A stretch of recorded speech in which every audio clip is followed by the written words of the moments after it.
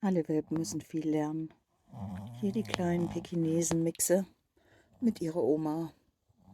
Oma geht es leider nicht mehr so richtig gut.